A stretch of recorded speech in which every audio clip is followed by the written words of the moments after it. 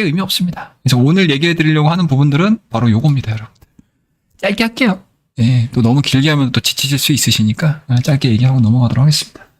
일단은 첫 번째로는 자율주행입니다, 여러분들. 제가 개인적으로 추석 연휴 이후에 뭐 여러 가지 섹터가 있을 수는 있겠지만 그래도 자율주행 정도는 좀 알고 있으셔야 되지 않겠나라는 생각이 좀 들고, 앞서서도 말씀을 좀 드렸던 부분들인데 우리나라는 하나의 큰 일정이 있는 상태에서 그 일정을 확인을 하고 그 일정에서 보여줄 수 있는, 그 이벤트에서 보여줄 수 있는 성장성에 그렇게 크게 반영 안 해요. 오히려 내용이 딱 나오게 되면 세론으로 반영을 해버립니다. 아유, 다 보여주고 다 보여줬네. 알았어. 우리는 기대감이 꺾였어. 우리는 다른 먹거리를 찾으러 우리는 또 열심히 또 찾으러 다닐 거야. 안녕 사요나라. 여기서는 해먹을 거 다 해먹었어. 뭐 이런 느낌이에요. 그래서 항상 우리나라는 어떻게 된다? 정점을 찍게 되면, 그러니까 실적 시즌의 논리하고 똑같아요. 우리나라가. 그러니까 우리나라 실적 시즌까지는 실적이 돼야 좋을 거야. 막 이렇게 가. 그러다가 막상 이제 실적 발표가 되는 요 날에는 주가가 어닝 서프라이즈가 나오면 꺾여, 애들이. 이 논리하고 똑같다고 보시면 됩니다, 여러분들. 오히려 그리고 실적이 안 좋아서 많이 막 미친듯이 주가가 빠집니다. 근데 막상 진짜 어닝 쇼크 내잖아요? 그럼 저가 잡히고 또 올라와.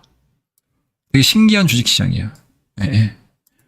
그죠? 예. 그런 부분들에 있어서 자율주행 같은 경우는 어찌됐든 우리 구독자님들이나 우리 회원님들이나 아마 지금 우리나라 증시에서 매매를 하고 있는 모든 투자자들이 자율주행 10월 10일 날 테슬라 로보택시가 있는 거 다 알아요. 그러면은 모든 사람들이 이 일정에 대한 기대감들이 어마어마하게 많다라는 얘기잖아요. 그러면은 떨어질 확률이 높겠어요? 아니면 올라갈 확률이 높겠습니까? 아직 뭐 뚜껑도 안 까봤으니까. 로보택시가 진짜 10월 10일 날 프레젠테이션 어디야? 워너브라더스 스튜디오에서 한다고 하더라고요. 네, 워너브라더스 스튜디오에서 한다고 하는데, 아무튼 거기서 딱 이제 10월 10일 날 막상 딱 해봤었을 때 허당일 수도 있어요. 허당이면 당연히 빠지는 거고. 근데 우리는 그 허당이냐 아니면 정말 혁신이야라고 얘기까지는 우리가 예측을 할 수는 없겠지만 그 사이에 그러한 부분들에 대한 기대감들이 쭉 연속성을 가진다라고 하게 되면 시장의 수급이 계속 관련 종목들 들어온다는 얘기죠. 그럼 주가를 똥똥똥똥똥똥 올렸다가 일정을 보고 판타스틱하냐 아니면은 나이트메어가 되느냐, 이거는 그 후에 고민하자고요. 대신에 우리는 그 이전까지의 가격 상승분을 수익을 내야 되는 입장이니까 거기에 포커스를 맞춰서 이 종목들은 보시면 돼요. 자, 일단은 첫 번째로는 테슬라 영화 세트장이죠. 네, 로보택시 공개 행사를 한다고 합니다. 네, 좀 드라마틱하게 연출을 하고 싶어 하는 것 같더라고요. 이번에 테슬라가 아니지. 네, 일론 머스크가 상당 부분 좀 드라마틱하게 좀 하고 싶어 하는 것 같아요. 네. 그래서 물론 시장에서 이야기들이 되게 많습니다, 여러분들. 뭐 공개 한 달 정도 앞둔 상태에서 뭐 기술력에 대한 의문도 상당히 좀 많고, 그리고 기존에 나와 있는 뭐 자율주행을 좀 설치에 대한 뭐 이런 것들에 대해서 상당히 지금 의문부가 많이 붙는 그러한 부분들도 없지 않아 있기는 한데, 사실은 그거를 가지고 우리가 뭐 그렇게 크게 뭐 고민하실 필요는 없어요. 뭐 기술적인 부분들은 기술자가 하는 거지 우리가 하는 거 아니지 않습니까? 예. 우리는 시장이 과연 이러한 이슈들을 가지고 어떻게 받아들이느냐에 대한 문제니까. 뭐 저는 그거는 별 의미가 없을 것 같고요. 그리고 이미 테슬라 같은 경우는 이제 풀 셀프 드라이빙이죠. FSD라고 보통 얘기를 하죠. 이게 얼마야? 저도 테슬라를 주변에 갖고 계신 분이 계셔서 뭐 대략 얘기 들어봤을 때 우리나라 들어오게 되면 아마 패키지가 1,000만 원인가 그럴걸요? 1,000인가 1,500인가 하여튼 뭐 그런 걸로 제가 알고 있거든요. 근데 얼마 전에 이 테슬라가 한번 세일해가지고 할인해가지고 판매를 했던 적이 있다고 하더라고요. 뭐 그 가격은 저도 잘 모르겠는데 뭐 아무튼. 근데 요 FSD가 사실은 미국 내에서는 그래도 나름대로 완벽한 모든 제공을 하는 모든 서비스 소프트웨어 기능을 다 사용을 할 수 있는데 그 외 지역에서는 사실은 쉽지가 않아요.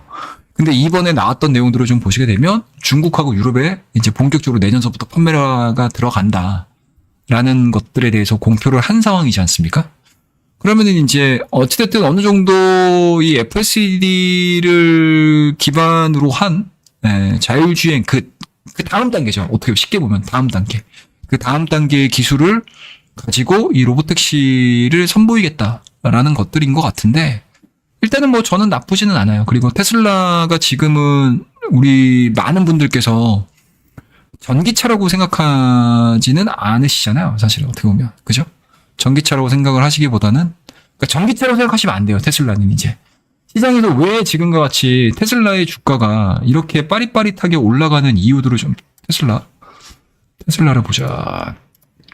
테슬라가 이런 식으로 그래도 주가가 M7과 달리 저점 자체도 이런 식으로 증가가 되고, 뭐 고점 자체는 뭐 이런 식으로 하긴 하고 있기는 한데 이건 의미가 없을 것 같고, 이런 식으로 이제 고점 자체가 좀 낮아지는 그러한 움직임들 속에서 하향 추세가 잡히긴 했지만, 최근 들어서 빠르게 이렇게 돌파가 좀 이루어지는 모습들은 전기차에 대한 수요도 분명히 있을 수는 있겠지만, 전기차를 넘어서서 뭐 ESS라든지 그리고 소프트웨어라든지, 그러니까 어찌됐든 미래지향적인 그룹의 모습들을 보여주고 있는 상황들이기 때문에 시장은 오히려 거기에 큰 점수를 지금 주고 있는 경향이 굉장히 좀 강해요. 예. 그죠? 예. 그런 부분들을 좀 고민을 해서 보게 되면, 현재 이 테슬라가 보여주려고 하는 이 자율주행에 대한 미래 부분들은 상당히 좀 시사하는 바가 큽니다. 그게 뭐 소위 얘기되면 이제 10월 10일 날 딱 세상에 나왔는데, 아, 뭐야 저게 막 이럴 수는 있어. 손가락질할 수도 있겠지만, 실망할 수도 있겠지만, 어찌됐든 지금 테슬라에 대한 주가 탄력도는, 전기차는 그냥 전기차는 만드는 회사예요. 그거는 이제 가치 평가에 있어서 플러스 알파가 잘 되진 않아요. 그냥 캐시카우 역할만 해주는 거지. 뭐 이미 시장 점유율 1위를 달성을 하고 있는 애들이니까. 그런 부분들로 좀 보시면 되고. 그래서 어찌됐든 M7 중에서 그래도 가장 좀 안정적으로 좀 올라가고 있는, 새로운 저평가가 좀 이루어지고 있는 종목들을 꼽자라고 하게 되면 얘를 꼽을 수밖에 없어요. 그래서 지금 시장에서도 요거에 대한 기대감들이 상당히 좀 크다라고 보는 거죠. 자, 그리고 두 번째. 왜 자율주행이 이렇게까지 시장에서 관심을 좀 갖냐라고 하게 되면, 똑같아요, 여러분들. 시장에 새로운 서비스가 나오게 되면 그게 수익성을 만드는 거는 기간이 한참 지나고 나서 고민을 하는 거예요. 그러니까 쉽게 얘기해서 지금 AI 산업이 가장 직면해 있는 문제가 뭐죠, 여러분들? 수익 언제 날 거야? 수익성을 보여줘. 빠르게 수익성을 보여주는 건 아니더라도 앞으로 내가 이 사업에서 수익을 얻을 수 있는 무언가를 하나하나씩 좀 보여줘. 생각보다 시장은 되게 조급한 성격들을 많이 갖고 있어요, 여러분들. 그런 부분들에서 보게 되면 AIG에 대한 노이즈는 다른 것들 아니에요, 여러분들. 사실은 엔비디아도 아닐 거고, 무슨 뭐 마이크로소프트, 아마존 이런 데들도 아니, 애플도 아닐 거예요. 수익성이 가장 문제예요. 누군가 하나가 수익성을 빨리 보여줘야 돼요. 자그마게라도. 그런 부분들에 있어서 아이폰이 굉장히 중요했었는데, 아이폰도 지금 나가리 났잖아요. 죄송합니다. 나가리라는 표현이 아니구나. 약간 좀 노이즈가 좀 스크래치가 좀 된 상황들인데, 뭐 어찌됐든 자율주행 같은 경우도 이미 서비스를 진행하는 애들이 있어요. 로보택시 이걸 진행을 하는 애들이 있습니다, 여러분들. 구글 웨이모 같은 경우 로보택시 서비스 지역을 확장을 하고 있을 예정이고요. 그죠? 예. 이런 모양이에요, 여러분들. 그리고 심지어 이제 중국이 뛰어들었다라는 얘기죠. 예, 보이시죠? 웨이모. 중국 전기차 브랜드 지커 모델을 기반으로 해서 탑재 센서, 라이더, 카메라, 레이더를 수를 줄여 비용을 절감했다. 뭐 이런 내용들이죠. 그리고 나왔던 내용들 또 하나를 좀 보시게 되면 GM 크루즈, 이르면 내년부터, 다음 달이 내년이죠. 우버의 로보택시를 제공을 하겠다. 우버는 2016년 자체 자율주행차 기술 개발을 위해 볼보와 제레오스나 2018년 사망사고 발생으로 개발을 포기했습니다. 근데 구글의 웨이모하고 제휴해서 애리조나주 로보택시를 통한 자율주행 무인 차량 서비스와 음식 배달 서비스를 제공을 하고 있습니다. 크루즈의 경쟁사 웨이모, 이런 내용들이고, 이제 크루즈도 이제 피닉스와 댈러스, 휴스턴에서 자율주행 차량 시험 운행 진행 중입니다. 그래서 내년이면 이 자율주행의 시대가 생각보다 되게 빨리 올 수 있다라는 얘기죠. 그에 따라서 경쟁이 격화가 되는 거죠. 그럼 우리나라 현대기아차는 가만히 있겠냐고요. 가만히 있을 수는 없죠. 미국도 뛰어들고 있고 중국도 그냥 기술 개발해가지고 이미 지금 중국 본토에서 서비스를 진행을 하고 있는 상황들이 있고, 우리나라도 이렇게 언제까지 기술이 딸려가지고 계속 이렇게 중국 애들이 치고 올라오는 거 그냥 방관할 수는 없잖아요. 그러니까 우리도 기술력으로 앞서갈 수 있는 것들에 좀 따라가야 되는 상황들이기 때문에 그래서 이번 로보택시 10월 10일 날 발표하는 이 로보택시의 모멘텀을 빼먹지 않고 보셔야 돼요, 여러분들. 빼먹지 않고 보셔야 됩니다. 예, 예. 그러니까 이게 설령 테마 성격의 주가 탄력도가 나올지언정 그 구간에서 먹을 수 있는 무언가 이벤트가 있다라고 하게 되면 우리는 어찌됐든 주식을 해가지고 트레이딩을 해가지고 수익을 내야 되는 입장이잖아요. 그럼 이런 좋은 먹거리는 남들한테 줄 필요 없지. 남들 먹을 때 같이 먹어야지. 안 그러겠어요? 당연히 먹어야지. 그러니까 공부를 해두셔야 돼요. 그러니까 공부라기보다는 알아두셔야 된다는 거. 제가 서머리에서 말씀드리는 거예요. 그래서 관련해가지고 우리가 종목들을 몇 개를 볼 거냐면 현대오토웨버 볼 거고요. 그 다음에 두 번째 종목으로는 스마트 레이더 시스템. 이 두 번째 종목은 스마트 레이더 시스템을 볼 거고, 짧게 말씀드릴게요. 세 번째 종목으로는 약간은 좀 가벼운 종목이 될 수도 있습니다. SOS랩. 이런 종목을 볼 거고, 기타 그 외의 종목으로는 슈어소프트테크하고 라이콤. 이 정도를 좀 볼 거예요. 자, 일단은 현대오토웨버부터 볼게요. 요거는 뭐, 차후에 보시면 되고, 이거 제가 이제 끝자락에서 얘기를 좀 해드리도록 하겠습니다. 예. 요거는 이게 약간 좀 시사부로 좀 나왔던, 그러니까 논설주의 이야기로 좀 나왔던 거예요. 근데 이게 뭐 실질적으로, 자율주행의 기술력에 대해서 아직까지는 좀 시기상조다. 뭐 요런 내용들이죠. 그러니까 여러 가지 이제 법적인 제도라든지 뭐 제조자에 대한 법적 책임이라든지 그리고 각국의 정부들은 어떻게 이 부분들을 감당을 할 것인지, 뭐, 이런 것들에 대한 뭔가 고민인 거죠. 근데 주식이라는 것 자체는 이런 것들을 감안을 해서, 고민을 하는 거는 적정하게 주가가 거품이 쫙 꼈었을 때 고민하는 부분이거든요. 근데 지금은 요거를 미리 생각할 건 아니고, 아니면은 이제 단순하게라는 개념보다는, 자율주행에 대해서 정말 깊이 있게 내가 좀 뭔가 투자에 임하시려고 하시는 분들 입장에서는 이런 사설에 대한 논조들도 읽어볼 필요는 있겠죠. 예. 아무튼 근데 지금은 저는 이거는 잘 고려를 하질 않아요. 어차피 우리는 투자라는 개념보다는 트레이딩에 가까운 타이밍들을 보는 입장이기 때문에. 그래서 관련 종목으로 저는 개인적으로는 현대오토웨버가 탑이라고 저는 생각을 합니다. 개인적으로는. 현대오토웨버에 대한 차트를 우리가 한번 좀 보도록 하겠습니다. 여러분들. 우리 차트를 좀 볼게요. 현대오토웨버의 차트 위치를 좀 보시게 되면 뭐 움직임이 없습니다. 일봉에 대한 움직임들을 보시게 되면 뭐 2023년도에 저점 찍고 나서 주가에 대한 탄력도가 뭐 이런 식으로 이제 상승 추세를 그렸던 거는 뭐 전반적인 분위기 자체가 좋았기 때문에 항상 1차적인 상승 이후에 이런 부분들이죠. 1차적인 상승 이후에 주가 횡보, 조정, 기간 조정, 그다음 다시 올라갔다가 기간 조정. 그러다가 요 지점과 요 지점을 잇는 요 상승 추세 하단에서 다시 한번 점핑. 그 다음에 약간의 뭐 등락이 있지만 전반적으로 놓고 봤었을 때는 기간 조정 가까웠고요. 그 다음에 다시 9월 달에 모멘텀 발생되면서 퀀텀 점프. 아마 이때 물리신 분들 되게 많을걸? 이때 물리신 분들 되게 많을걸요, 이거? 그러다가 이제 여기 정점 찍고 시장 밀리면서 얘라고 버티겠습니까? 쭉 밀렸다가 이제 막 2024년도로 넘어오면서 상승을 거치긴 했지만 YTD 기준으로 놓고 보게 되면 별다른 움직임들이 없었다라고 보시면 돼요. 그러니까 쉽게 말씀드려서 제가 이 전체적인 1년, 2년에 가까운 요 흐름들을 왜 얘기를 해드리냐면 주가에 대한 가격적인 부담이 없다는 얘기예요. 그걸 얘기를 해드리기 위해서 하는 거예요. 그래야지 우리 회원님들이, 우리 구독자님들께서 이 종목들을 바라보실 때 약간 좀 편안한 시각으로 볼 수가 있어요. 그러니까 지금 여러분들한테 뭐 바이오 이거 많이 올라가 알테오진 사세요. 유한양이 사세요. 이거 하면은 누가 이게 CR도 먹히겠어요? CR 안 먹혀 이거. 너무 높기 때문에. 그리고 저도 부담돼서 얘기 못해요. 좋죠. 유한양이. 얼마나 좋아. 알테오진 다음 달이면 모멘텀이 있어요. 또 갈 수도 있어. 갑자기 막 뭐라고 하잖아. 패시브 자금 들어와가지고 막 끌어올려서 보낼 수도 있어요. 근데 그거 먹으려고 들어가려고 하는 리스크율이 너무 높아요. 네, 너무 높습니다. 그래서 그거는 뭐 장중에 수급 들어가네? 이놈들 봐라.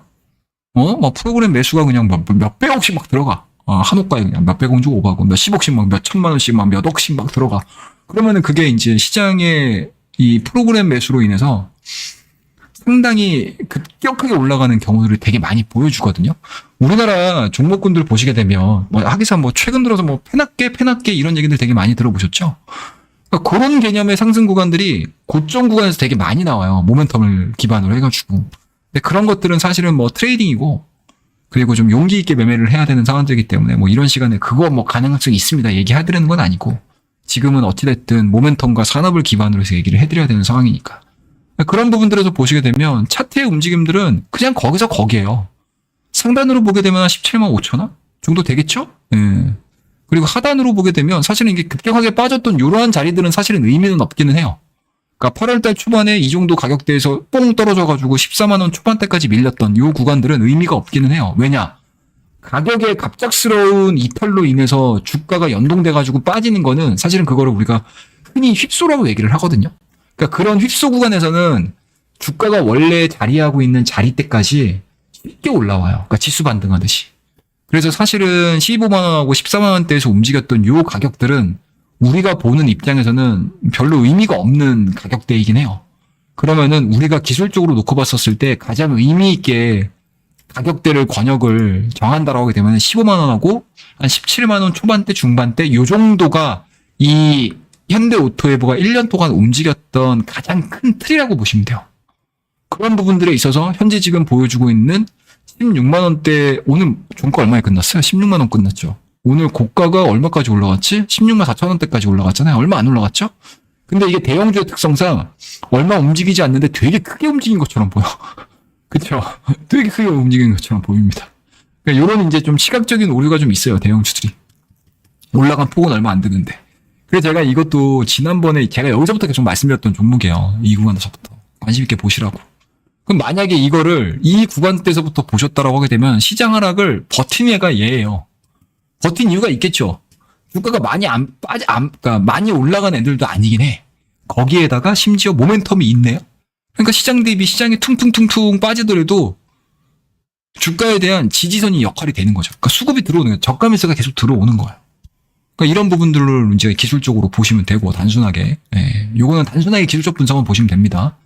그러면 이제 이 현대오토웨버가 가지고 있는 모멘텀을 하나하나씩 좀 볼게요. 이번에 현대기아차, 그러니까 현대기아차는 아니지, 뭐 현대차에 여러분들 그거 보셔서 아시겠지만 요 인베스터데이의 가장 큰 화두로 나왔던 게 SDV입니다. 소프트웨어 기반한 자동차. 네, 풀스택 SDV 양산 전기. 그게 2028년도입니다. 그리고 2026년도부터는 약간은 IC, 그 다음에 EV 확대 전개가 되고 EV 확대 전개 요 안에서 그 이후의 모델이 SDV 양산 전개다 라는 개념인데, 그러니까 그만큼 소프트웨어에 대한 중요도가 커지는 시기가 이 시점서부터, 그러니까 EV 시장이 커지면서부터 확대가 된다라고 보는 거고, 엔터 요소, 엔터테인먼트 아니지, 엔터포인먼트라고 해가지고 무슨 우리 뭐 흔히 뭐 내비게이션 뭐 요런 것들. 그 다음에 약간은 이제 고급차를 타시는 분들 같은 경우는 이제 뭐 사고가 나게 되면은 현대기아차의 기아차는 뭐죠? 기억 생각이 안 난다. 기아차가 뭐죠? 아무튼 예, 각각의 그 모빌리티 어시스턴트 그 프로그램들이 있죠. 그런 프로그램들이 작동을 하지 않습니까? 그만큼 소프트웨어에 대한 중요도들이 굉장히 커지고 있는 시장이다라고 보시면 돼요. 그래서 그러한 현대기아차 그룹 내에서 소프트웨어 파워를 담당을 하고 있는 회사가 바로 이 현대오토웨버다 라고 보면 되고요. 그리고 여러분들 많은 분들이 신차를 사시게 되면 거의 아마 월 구독료 좀 낼걸요?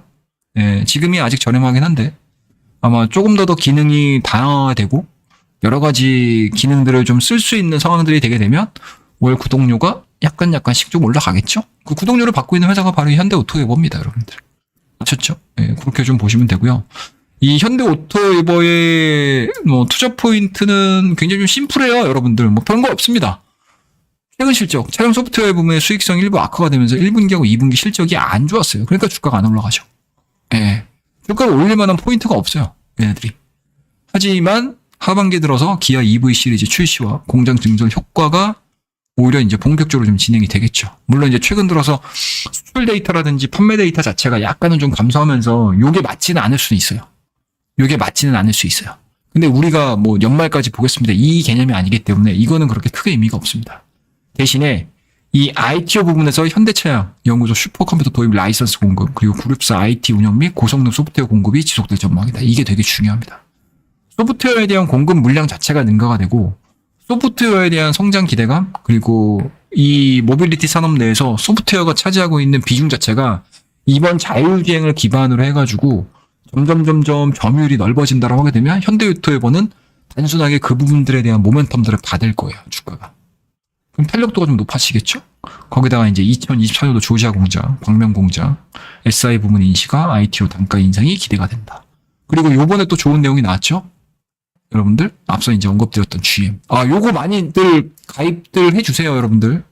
일주일 체험 이벤트. 예, 체험 이벤트. 요겁니다, 요거. 중간 광고 한번 해야지. 요겁니다, 여러분들. 중간 광고. 예. 그래서 저하고 같이 이제 VIP 방송 일주일 체험하실 수 있는 이벤트예요. 그래서 9월 23일서부터 29일이죠. 그러니까 연휴 끝나고 그 주가 아닌 그 다음 주. 예, 월요일서부터 일요일까지 저하고 총 7일 동안 예, 같이 경험을 하실 수 있는 이벤트니까 뭐 얼마 비싸지도 않아요, 여러분들. 예, 1만 원입니다. 1만 원. 요거 많이 들어오시면 되고 장중 라이브 2번 운영을 합니다. 오전에 한 번, 오후에 한 번. 그래서 같이 진행할 수 있고 뭐 실시간 문자 동일하게 보내드리니까 요거 참고하셔가지고 많이들 들어와 주시기 바라겠습니다. 그리고 현대오토웨버에 대한 이야기를 좀 할게요. 그리고 현재 지금 보여주고 있는 현대오토웨버의 예상 퍼 기준으로, 그러니까 뭐 예상 퍼 기준으로 해서 보게 되면 역사적인 퍼 대비해서 현저히 좀 낮은 주가를 좀 보여주고 있습니다, 여러분들. 20배 초반대에서 제가 거래되는 걸로 지금 알고 있는데, 그 부분들로 보게 되면 다른 종목군들 대비, 원래 이 현대오토웨버가 현대기아차 그룹 대비, 그러니까 그룹 내에서 가장 퍼 자체를 되게 높게 받는 기업 중에 하나예요. 어쩔 수 없어요, 이거는. 예, 제조 쪽에 가까운 애들이 아니기 때문에 퍼 자체가 예, 생각보다는 좀 높게 평가를 좀 많이, 그러니까 부회를 되게 많이 높게 해요. 최대로 놓고 보게 되면 40배 때까지도 했었는데 40배는 저 개인적으로 오바고, 현재 지금 20배 초반대에서 진행되고 있는 이 가격은 생각보다 모멘텀을 다 계산한 건 아닌 것 같아요. 제 개인적으로는. 그래서 현재 지금 진행되고 있는 YTD 기준으로의 이 박스권 구간에서는 뭐 충분히 우리가 좀 관심을 좀 가지시면서 테슬라 모멘텀을 좀 기대를 해볼 수 있는 구간이 바로 이 종목이다. 대신에 다른 작은 종목군들, 뭐 여러분들 자율주행 관련 종목군들 되게 많이 아실 거 아닙니까? 뭐 카메라 관련돼서 뭐 프론티어도 있을 거고, 뭐 인포뱅크도 있을 거고, 그죠? MD스테크 뭐 이런 애들도 있을 거고, 뭐 다양한 종목군들이 좀 있는데, 뭐 그런 종목군들이 뭐 심심하지 않게 탕탕탕탕 튀는 맛은 있긴 할 거예요. 근데 그거는 연관성이 있는 애들이 그렇게 드물기 때문에 뭐 저는 개인적으로는 그 종목군들은 뭐 각자 선택하셔가지고 보시면 되는 거고, 제가 요렇게 이제 약간 좀 공식적인 자리에서 말씀드릴 수 있는 종목군들은 뭐 이런 종목군들이 가장 합리적인 선택지가 되지 않겠냐라는 관점이고, 그 다음에 이제 두 번째 종목을 이제 밑으로 내려가면 내려갈수록 예, 약간 좀 작은 종목들, 그러니까 소위 얘기되면 이제 약간 좀 섹시한 종목들, 예, 이런 종목으로 좀 말씀드리도록 하겠습니다. 일단은 두 번째 종목은 스마트 레이더 시스템이에요, 여러분들. 스마트 레이더 시스템 저는 너무 좋아. 저는 개인적으로는 이런 애들이 실적이 안 나와서 그렇지, 가지고 있는 기업의 스토리만 놓고 보게 되면, 선장성은, 뭐, 타의 추종을 불허하죠, 여러분들. 자, 그러면 이제 스마트, 볼게요. 자, 요 종목의 차트 흐름들을 좀 보도록 하겠습니다. 스마트 레이더 시스템. 어떻죠, 여러분들? 야, 신규 상장하고 나서 주가가 올라가질 않아. 안 올라갈 수밖에 없죠, 이놈이. 단기순이익이 마이너스 52기입니다. 예, 그리고 PBR이 6배니까, 엄청나게 고평가되어 있는 애들이죠. 실적이 안 나오니까 어쩔 수 없어요, 이거는. 예, 실적이 안 나오기 때문에. 그리고 시총도 1,300억 정도밖에 안 돼요. 엄청나게 작은 종목이죠. 그럼에도 불구하고, 요 자율주행 모멘텀에서 빼놓지 않고 보셔야 되는 게 바로 이 스마트 레이더 시스템이다라고 말씀드리는 게, 이게 지금 한국자동차공학회에서 2020년도 8월 달에 나왔던 자료입니다, 여러분들. 2022년도에요. 절대 과거에서 크게 발생이 됐던, 그러니까 최근에 발생된 자료가 아니에요. 예, 자율주행을 위한 4D 이미징 레이더의 진화. 이게 2022년도에 이미 자동차공학회에서는 고민을 하고 있었던 기술이거든요. 근데 그 고민하고 있는 기술을 바로 이 스마트 레이더가 이 4D 기준으로 해서, 4D 기준으로 해서 레이더를 만들고 있다라고 보시면 됩니다. 그래서 이 스마트 레이더가 어떤 개념인지 여러분들한테 설명을 하나씩 좀 드려볼게요. 어디 갔어 이게?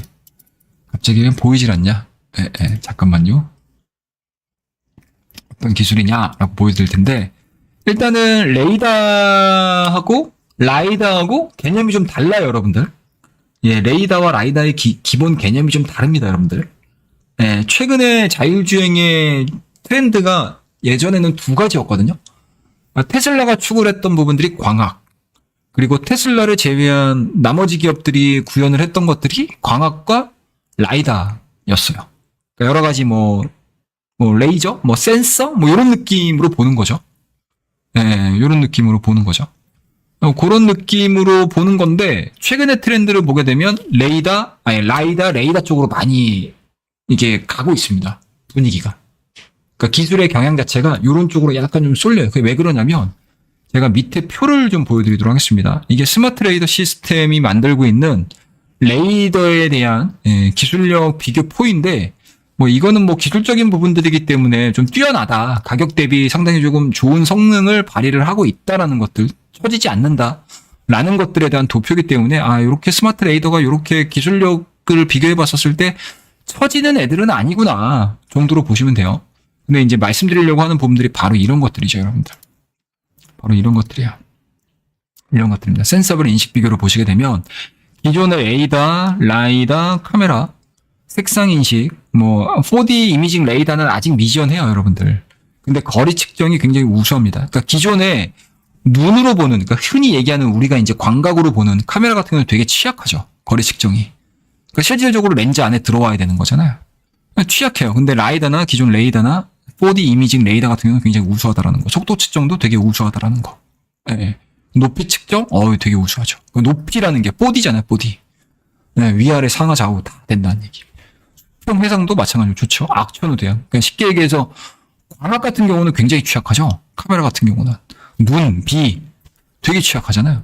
근데 그런 것들을 보완을 하는 것들이 라이다, 기존 레이더, 4D 이미지 레이더. 가격은 약간은 좀 가격이 좀 비싸다라는 거. 그래도 높은 기술력을 가지고 있음에도 불구하고 가격 자체가 150에서 200밖에 안 돼요. 라이더 같은 경우는 500에서 750. 되게 비싸죠. 기술은 얼마 안 되는 것 같은데 상당히 비쌉니다.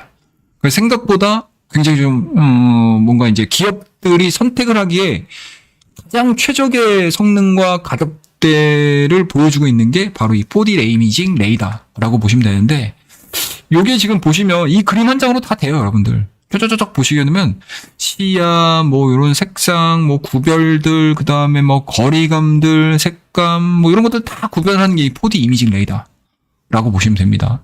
그래서 이 향후 레이더 시장의 추이 자체가 이게 추이라는 것 자체가 이미 어떠한 연구기관에서 이렇게 될 거예요 예상을 하는 거지, 이게 이렇게 된다고 믿으시면 안 돼요, 여러분들. 보기에 가장 이렇게 그럴싸하게 보이는 성장성을 보여주는 것 뿐인 거지, 이렇게 구현이 됩니다라고 믿으시면 안 돼요. 현 시점에서 이렇게 될 것 같은 거에 대한 가능성들이 열려 있다라는 거 정도인 거죠. 그러니까 현재의 주가를 끌어올릴 수 있을 만한 모멘텀인 거지, 미래에 이게 이만큼 될 거라고 믿으시면 안 돼요. 근데 대부분의 연배가 좀 있으신 분들 같은 경우는 이걸 믿어버려. 야, 30년에 이 정도 된다더라. 야, 80% 성장한다더라. 이렇게 믿어버려. 안 돼요, 여러분들. 그래도 지금 독박 쓰고 있는 사람들이 누구예요? 이차원지. 그래서 독박 쓰고 있는 사람들이 이차원지 투자자들이잖아요. 2023년도 7월 달에, 야, 500 간다더라. 600 간다더라. 700 간다더라. 야, 100%라더라. 전기차가 온 세상을 돌아다닐 거라더라. 100% 투입돼가지고 온 도로를 다 그냥 점령할 거다. 막상 현실은 뭐예요, 여러분들? 캐짐이에요. 막상 현실은 캐짐이야. 그러니까 이런 도표들은 여러분들 그냥 이해를 돕기 위한 도표지, 이게 2030년도에 현실화가 될 거라고 믿지 마세요, 여러분들. 저도 몰라. 저도 확신 못해요. 그냥 이렇게 예상을 하고 있구나 정도예요.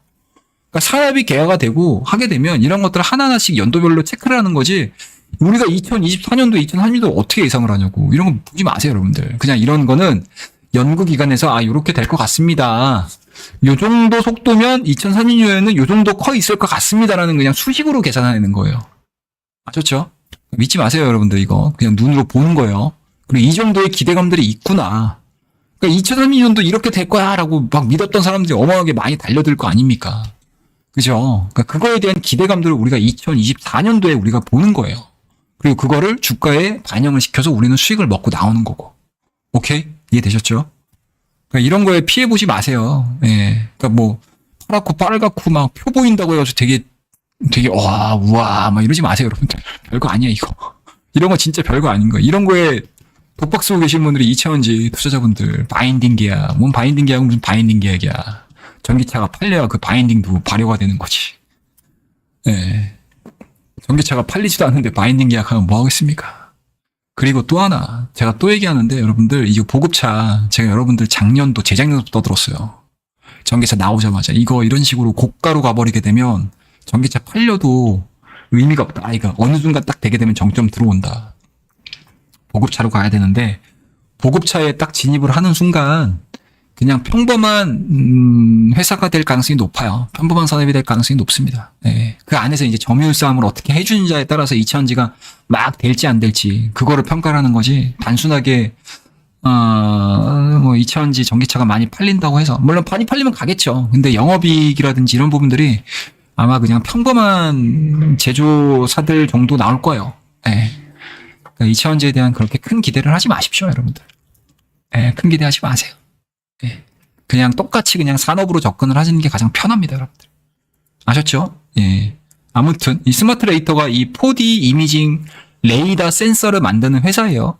그래서 요런 이제 기술력들을 좀 갖고 있다라고 보시면 되고, 그리고 레이더 같은 경우가 이게 지금 보시게 되면 자율주행 레벨 3 바이두 아폴로죠. 그리고 구글 웨이모 얘가 이제 4개, 6개 정도가 들어가고요. 라이다가 5개, 4개. 그리고 레벨 4로 넘어가게 되면 압도적으로 이 레이더 수가 훨씬 더 높아져요. 카메라 수 대비 라이더 수 대비해서 레이더 수의 채택률 자체, 채택 개수 자체가 확 늘어나 버려요. 이런 식으로. 예, 확 늘어나 버립니다. 예, 그래서 이제 바이두나 현대차, GM이나 이런 쪽으로 보게 되면 라이더 대비해서 이 레이더의 이 채택률 자체, 채택 개수 자체가 확 늘어나 버립니다. 그래서 의미 있게 볼 수가 있는 거예요. 이 스마트 레이더 시스템 자체를. 아셨죠? 그리고 이런 것들을 좀 보여드렸고, 그럼 차트를 좀 보셔야 될 것 같은데, 이거 차트는 이걸로 보여드려. 이거는 SOS 랩이니까 이거 의미 없고. 차트를 좀 보여드리게 되면, 차트 분석할 게 그렇게 많지가 않아서, 이 스마트 레이더 시스템 같은 경우도. 예. 근데 수급은 좀 보셔야 될 거예요. 예. 수급 분들은 좀 보시긴 할 겁니다.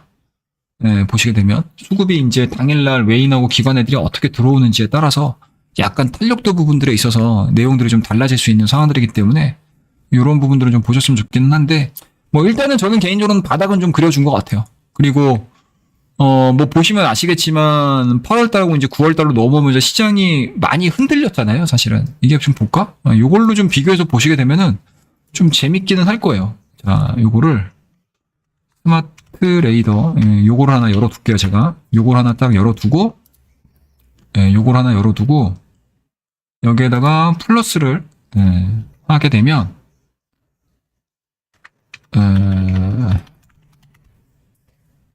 코스피 지수 차트를 한번, 아니, 코스닥 지수 차트를 해야 되겠구나. 코스닥 지수 차트를 한번 열어볼게요.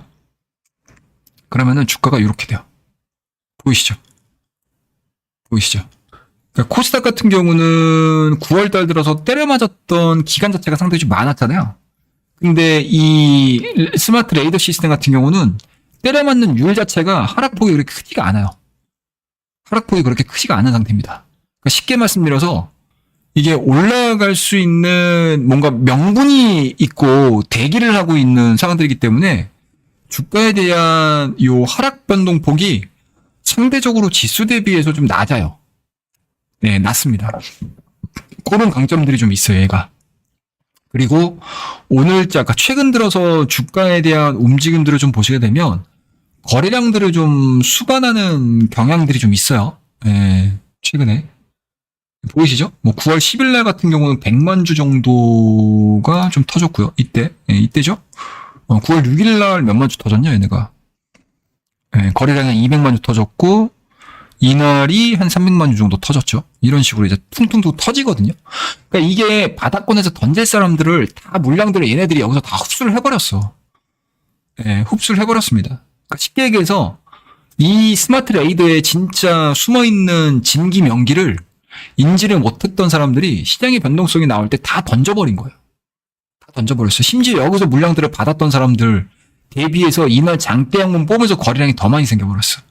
그러니까 여기서 물려있던 사람들이 이쪽으로 넘어가면서 수급들이 더 붙어버린 거죠. 그리고 하나하나씩 밟고 올라가는 과정에서 이평 자체가 상단에 있으면서 약간은 저항벽을 만들고 있기는 하지만 오늘 일부 대량 거래량을 동반을 해서 한 번 정도 돌파됐다가 밀리는 상황들이기 때문에 실질적으로 이 구간에서의 대량 거래량, 대량 매물대 이 부분들을 돌파를 시켰다고 해도 과언이 아니고요. 그리고 돌파가 되면서 오히려 탄탄한 매수세가 유입이 된 상황들이기 때문에 아마 단기간에 뽑아내는 일은 별로 없을 것 같아요. 제가 보기에는요. 예. 그래서 물론 이제 우리가 추석 연휴 끝나고 어떠한 형태로 움직일지는 모르겠지만 이런 종목군들 같은 경우는 확실히 자율주행에 대한 모멘텀들은 분명히 갖고 있다. 그리고 자율주행 모멘텀 중에서 가장 핵심적인 기술력은 갖고 있다 정도로 보시면 됩니다. 대신에 신규 성장 종목이라는 특수성을 갖고 있어서 아직까지 재무적인 부분들은 아주 그냥 별로 안 좋다. 상당히 안 좋다. 네. 하지만 우리는 지금 재무적인 부분들, 밸류만을 가지고 평가를 하기보다는 우리나라 증시는 모멘텀 싸움이라고 제가 계속 누누이 말씀드리잖아요. 지금은 모멘텀 싸움으로 접근을 했었을 때 스마트 레이더만한 종목은 저는 개인적으로는 없다라고 저는 생각을 하고 있습니다. 자, 그리고 마지막 세 번째 종목, 이 SOS랩이라는 종목을 보셔야 될 것 같은데 얘가 라이다예요. 얘가 라이다. 얘가 라이다입니다. 얘가 라이다. 근데 얘는 제가 차트로 좀 보여드릴게요. SOS랩 요겁니다. 7월달 그러니까 올해 7월달, 8월달, 9월달, 10월달 딱 이제 한 석 달 정도 이제 막 돼요. 그래서 얘는 좀 예수 물량들이 좀 있어요. 네, 예수 물량들이 좀 있습니다. 그러니까 쉽게 얘기해서 이제 보호 예수 물량들이 좀 있어서 좀 기간들이 조금 좀 오버될 수 있고 출회될 수 있는 가능성들이 좀 상당히 좀 있습니다. 그래서 약간 좀 조심을 해야 될 종목이기도 하고 설령 자율주행 모멘텀을 가지고 이 SOS랩이 탄력적으로 움직이게 되면 언제든지 이렇게 엑시트를 하려고 하는 물량들이 대기를 하고 있어요. 네. 보이시죠? 네, 대기를 할 수 있습니다. 그래서 이런 물량들을 좀 주의를 좀 기울여야 되는 종목들이기도 해요. 네. 근데 이거는 어찌됐든 매매를 할 때 대량 거래량이 터진다거나 뭔가 낌새가 딱 나온다라고 하면 언제든지 도망칠 준비들을 하고 계셔야 됩니다. 자, 이 SOS랩 같은 경우는 이게 보시게 되면 이런 종목이에요. 네, 이런 종목입니다. 이게 2016년도 6월 달에 설립이 된 라이다 전문 기업입니다. 주요 제품으로는 ML3D 라이다, GL2D 라이다로 로봇이라든지 오토모티브. 그냥 우리가 포커스를 맞추는 애들은 요거 로봇과 오토모티브라고 보시면 돼요. 그래서 2024년도 상반기 기준 최대 주주는 정지성 대표 최대 주주입니다. 특수관계율 지분율까지 해서 보게 되면 25% 가지고 있고요. 부분매 매출이 그렇게 높지가 않아요. 인프라 쪽에 43%이기 때문에 사실은 약간 좀 테마성이 굉장히 짙은 종목이기도 합니다. 언뜻 보면. 그래서 차량 쪽으로는 9.7%밖에 안 되고요. 로봇 쪽으로 17.5%. 어떻게 보면 이제 최근에 로봇 이야기도 상당히 좀 많이 좀 나오고 있기는 하죠. 네, 그런 부분들에서 보시게 되면 뭐 두 가지 모멘텀으로 반영될 수 있겠는데? 라고 짧게 좀 생각을 하시면 될 것 같아요. 그래서 기타는 이제 29% 거의 30% 정도 유지가 되고 있는 상황들이고 단발적으로 모멘텀으로 좀 보전하고 하게 되면 이런 부분들 정도인 것 같습니다. 그러니까 완전 고정형 구조를 가지고 있고요. 그리고 소량화, 경량화 기능으로 다양한 위치에 설치가 가능합니다. 그러니까 차량의 뭐 인테리어 부분, 뭐 디자인 부분에도 굉장히 중요하고요. 그리고 아까 소량화가 아니지 소형화죠. 소형화. 제가 쓰다가 좀 오타가 났네요. 소형화하고 이제 경량화가 가능한 상황들이기 때문에 그러니까 붙이고 싶은 위치에다 붙일 수 있는 거죠. 쉽게 얘기해서. 그래서 독자 설계를 가지고 있고 VS셀 핵심 부품을 내재화를 하고 있어서 이 SOS랩이 만들고 있는 라이다에 대한 원가 경쟁력이 굉장히 좋아요. 그러니까 다른 라이다 제품들보다 이 SOS랩 같은 경우는 이제 본사에서 내재화를 좀 그러니까 수직 계열 자체가 되게 잘 돼 있는 상황이어가지고 다른 제품들 대비해서 가격 경쟁력이 있다라고 보시면 될 것 같습니다. 그래서 완성차량 라이다 공급을 본격화하고 있는 상황들이고 추후에는 로봇향까지도 추가 수주가 가능한 그러한 그러니까 기술 업력을 좀 가지고 있다라고 보시면 될 것 같아요. 그래서 지금과 같이 자율주행에 대한 모멘텀들이 붙기 시작을 하게 되면 요 SO, SRAM 역시도 동반해서 올라갈 가능성이 상당히 높고요. 오늘 좀 악재가 있었어요.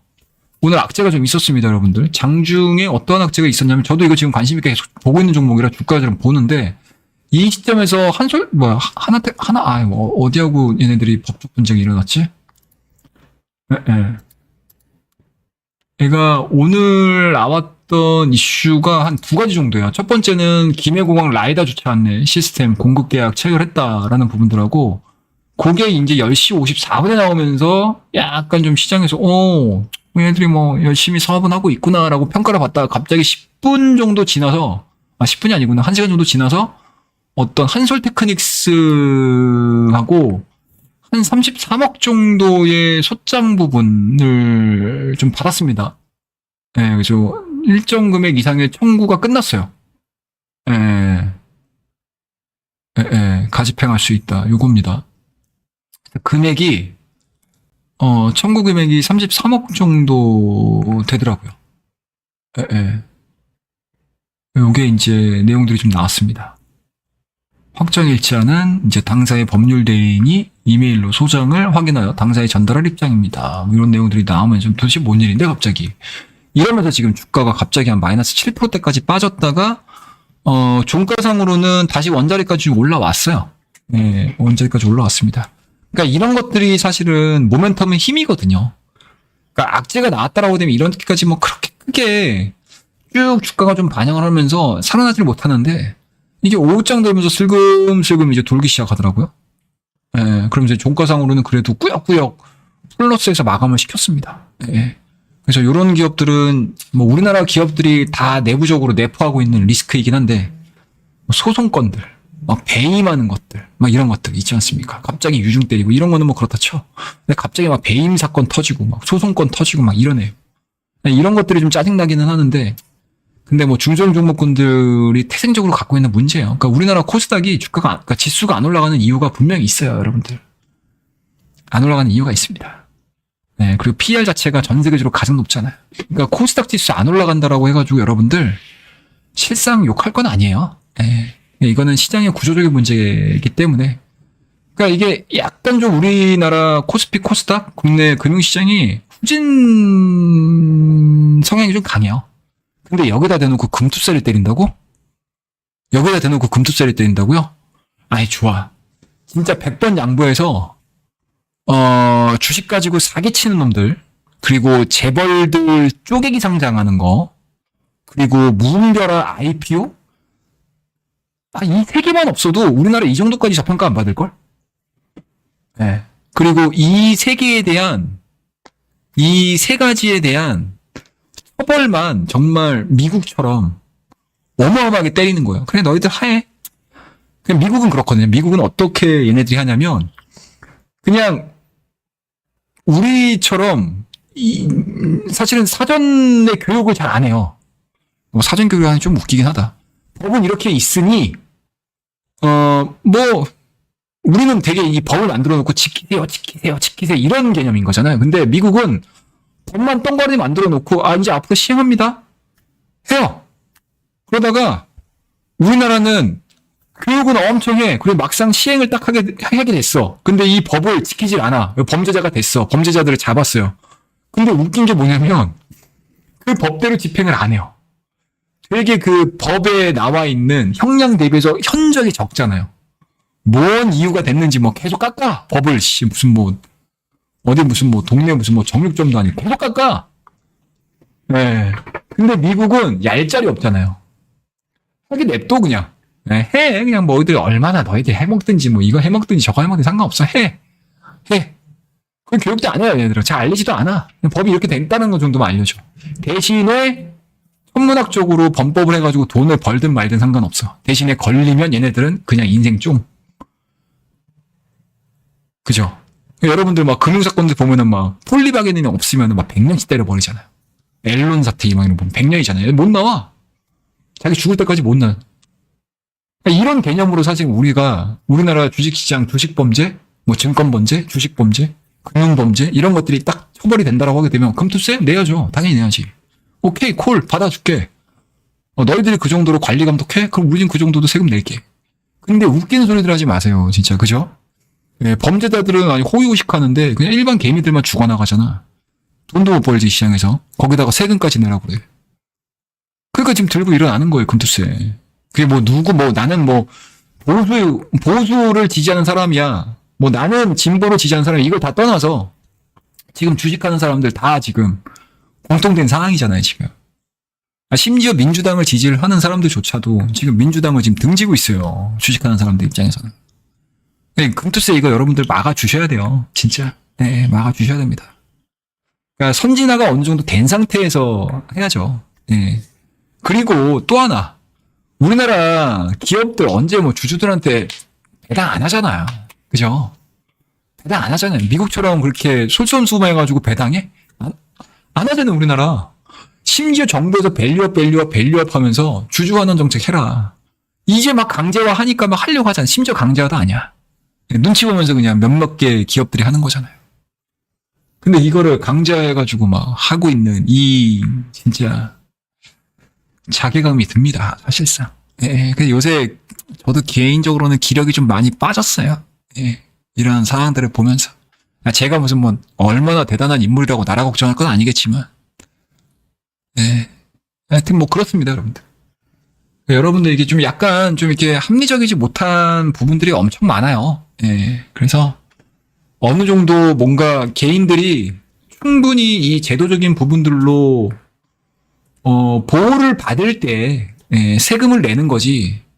지금 어떠한 뭔가 울타리도 없는 상태에서 그냥 돈만 내라고 하면 누가 내겠습니까? 누가 좋게 얘기를 하겠어요?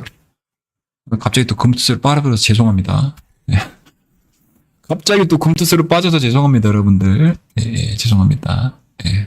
아무튼 많이 좀 막아주시길 바라겠습니다. 그래서 SOS랩 같은 경우 뭐 이런 이제 움직임들을 좀 보여주고 있습니다.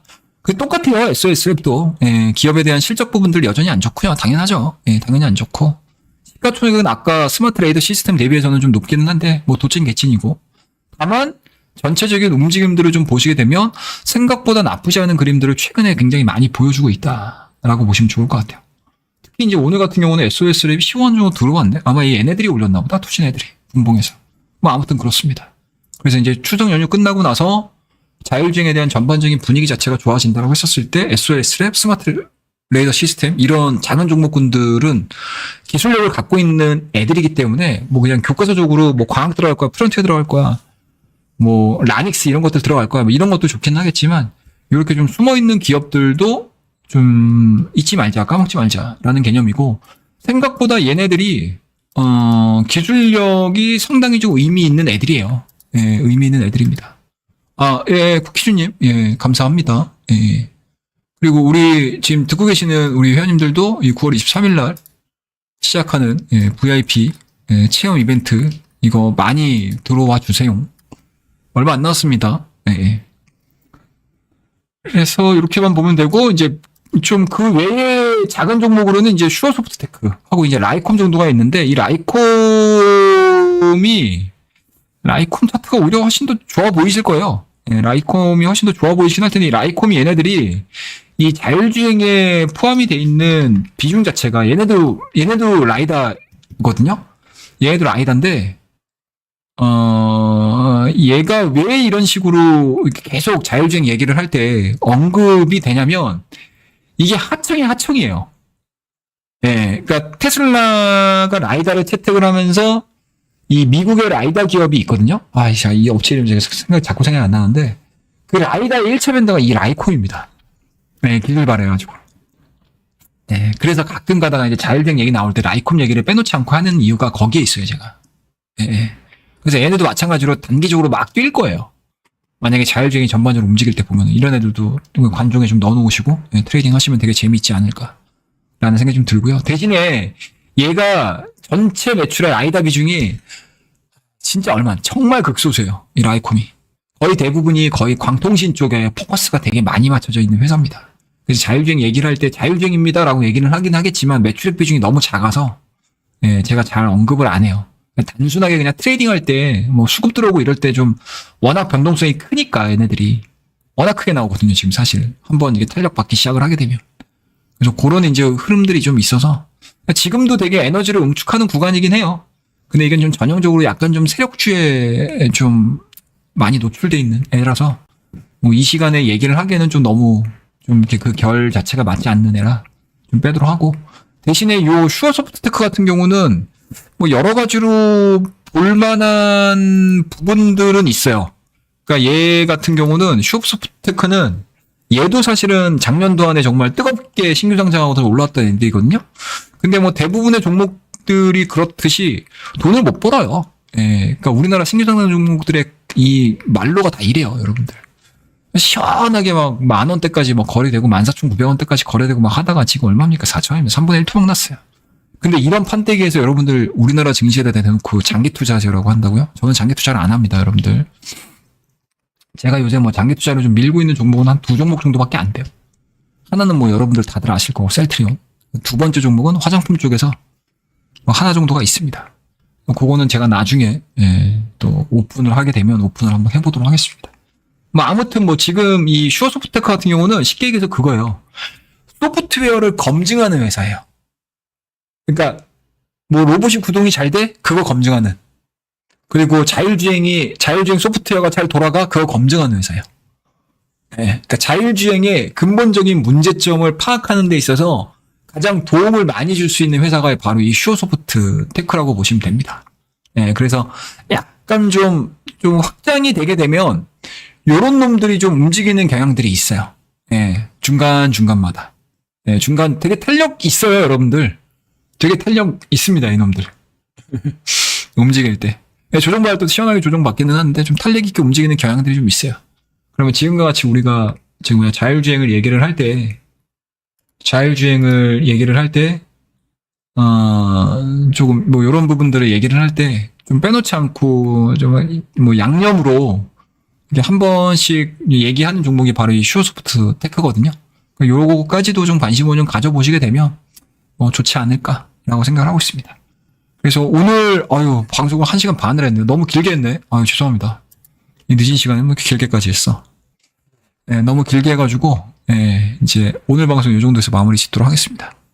그리고 요거는 제가 마지막으로 광고를 좀 하고요. 그래서 23일서부터 29일까지 총 7일간 여러분들 와우넷에서 파트너 방송, VIP 방송 일주일 무료 체험 진행하고 있습니다. 그래서 요거 많이들 들어오시고요. 선착수 100명입니다. 얼마 안 남았어요, 여러분들.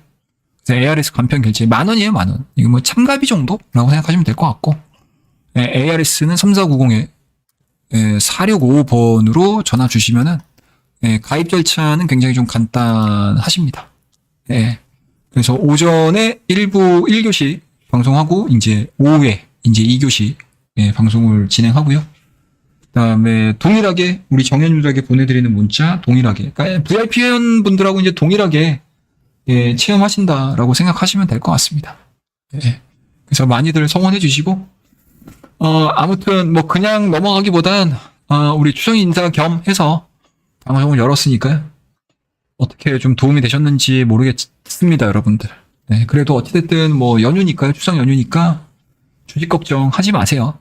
뭐 주식 걱정한다고 뭐 당장 우리가 대응할 수 있는 사안들도 아니기 때문에 앞서 제가 시황 얘기해드렸듯이 수요일 날의 움직임들이 가장 중요합니다. 그때가 가장 중요하기 때문에 너무 아침서부터 뭐 오전서부터 휴일 진행되는 그 기간 동안에 너무 스트레스 받지 마시고 그냥 수요일 날 정도 돼서 이제 다 가족분들하고 좋은 시간 보내고 즐거운 시간 보내셨다가 수요일 날 이제 아이고 내일 장 열리네라고 하면서 가볍게 와 주시면 좋은 전략과 좋은 종목으로 여러분들에게 또 인사드리도록 하겠습니다.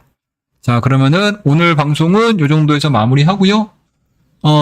추석 명절 잘 보내시고 행복한 시간 보내시고요.